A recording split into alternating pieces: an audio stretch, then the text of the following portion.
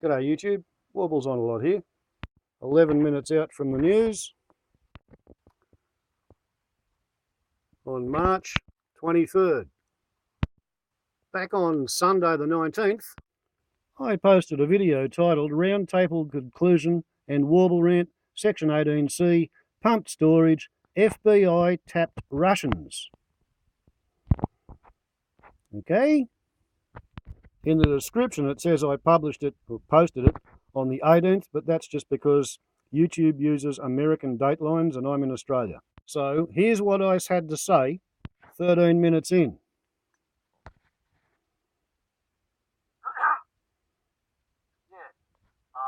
And on the international scene, while Donald Trump is still pretending that Obama tapped his phone, he's obviously adopted the Goebbels principle of if you tell a lie often enough, enough people will believe it, that it becomes the subjective truth.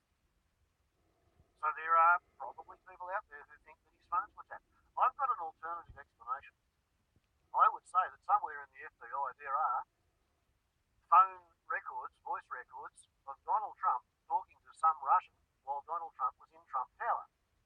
But I don't think that means that Donald Trump's phone was tapped. I think that means the FBI probably taps the phone of a whole lot of Russian visitors and ex-Russians who've adopted American citizenship, and probably the FBI taps the phone of the Russian ambassador. If they've got the technology to do it, they probably have.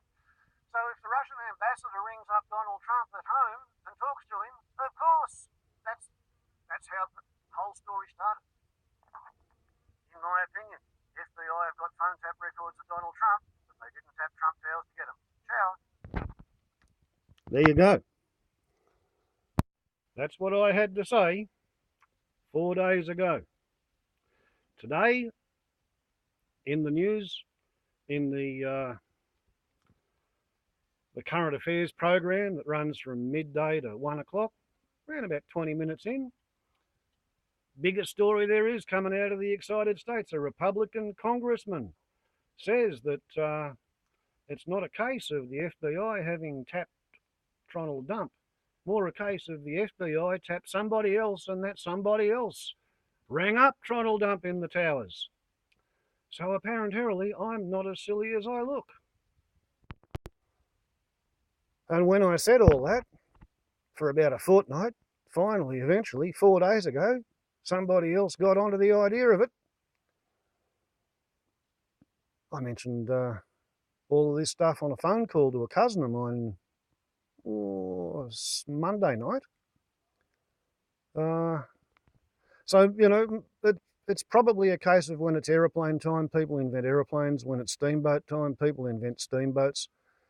You know, when it's figure out how come Donald Trump thinks that he's been phone tapped with absolute certainty, because, you know, when he got to become president, he got to realise just who the FBI was listening to, and he remembers being rung up by one of the people that he knows the FBI was listening to. So that explains his steadfast refusal to back down. And it also explains the FBI's steadfast inability to come up with any paperwork to show that anybody ever tried to phone tap Trump Tower, because they won't.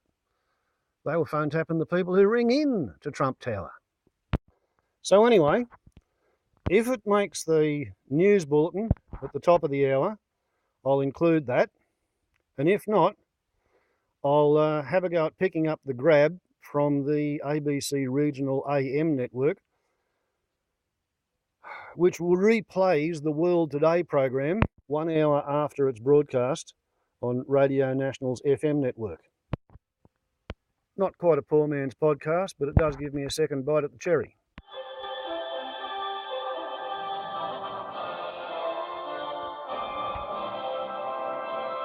It's 1 o'clock. Good afternoon. Helen Zaremus with ABC News. London Police. Hello, welcome to the World Today. I'm Eleanor Hall. This Thursday, the White House seizes on comments by a senior Republican who suggested Donald Trump may have been spied on by accident. And a cold case breaks loose by a senior Republican who suggested that Donald Trump may have been spied on by accident during the election campaign.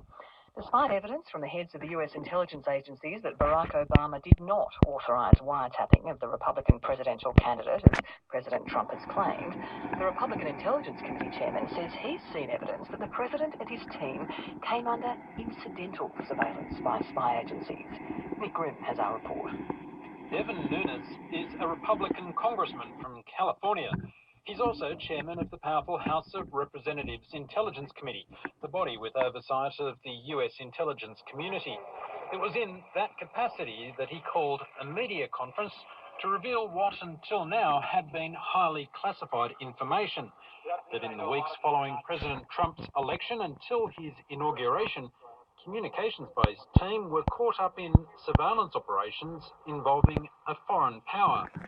Devin Nunes described the surveillance as incidental. Today I briefed the president on the concerns that I had about incidental collection and how it relates to President-elect Trump and his transition team. The Intelligence Committee chairman acknowledged the surveillance was conducted legally and appears to have been an unintended consequence of an operation targeting others. But the Intelligence Committee chairman said he felt compelled to make it public. What I've read bothers me, and I think it should bother the president himself and his team, because I think some of it seems to be inappropriate. But like I said, until we get all the information to the committee, it's hard to really say until we see it in its totality. For Donald Trump's supporters, the revelations might seem to lend support to his assertion in a tweet that he was wiretapped by Barack Obama. But that claim was discredited this week by FBI Director James Comey when he told Devin Nunes' committee that there was absolutely no evidence the former president had authorised any such surveillance operation. Today, the current US president gave a measured response when asked if he felt vindicated by the revelations from his fellow Republicans. I somewhat do. I must tell you, I somewhat do. I very much appreciated the fact that they found what they found, but I somewhat do. Meanwhile, President Trump's White House spokesman, Sean Spicer, went further. But I do think it is a starting revelation, and there's a lot of questions that need to get asked. I think it's interesting. All of the questions are in the presumptive negative towards us, as opposed to, why was this taking place? Why were people surveilled, ostensibly they were involved in the campaign? And the Trump administration is also concerned that some of its officials were unmasked by the surveillance, ensuring their identities and communications were widely disseminated within spy agencies. How many times was an individual picked up? Why were they picked up? Were they unmasked? Again, a lot of this, if they're picked up during a FISA warrant, is that American citizens are prohibited by law from being unmasked, from, quote, having their name put out there. Why would someone's name get put out there? What ways were they described? There's a lot of questions that need to get asked. And questions will continue to be asked. Earlier this week, FBI Director James Comey confirmed a criminal investigation is underway into potential links between Russia and individuals associated with Donald Trump.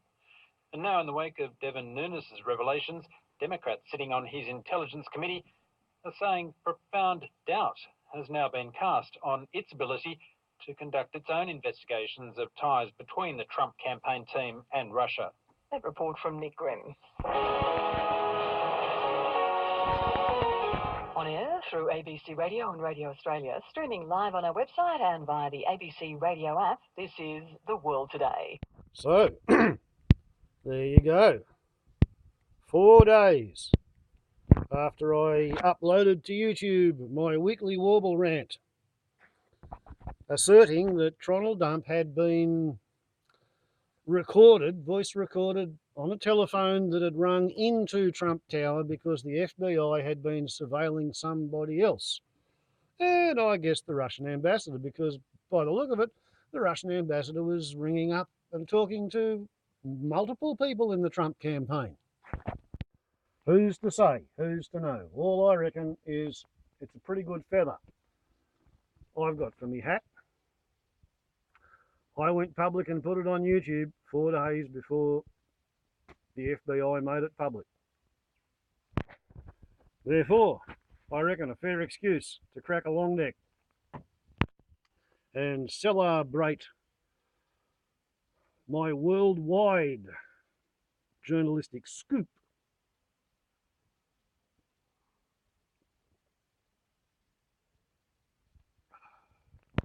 just because I have a few kangaroos loose in the top paddock, that doesn't mean that I haven't got a pretty good record of being pretty close to being right over a lot of weird stuff in the long run. And this is a prime example of it, I reckon. So,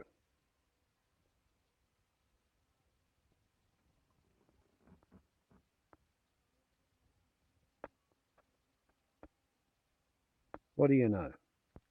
Swamp Wallaby Joey doing time trials. WarblesOnALot to YouTube. I must admit it, I'm enjoying this. Leading the world is fun.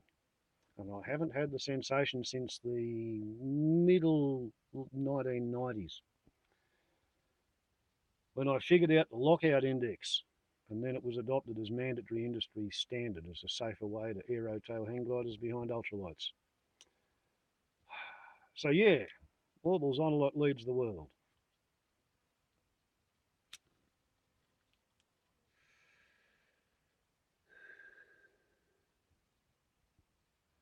Ciao.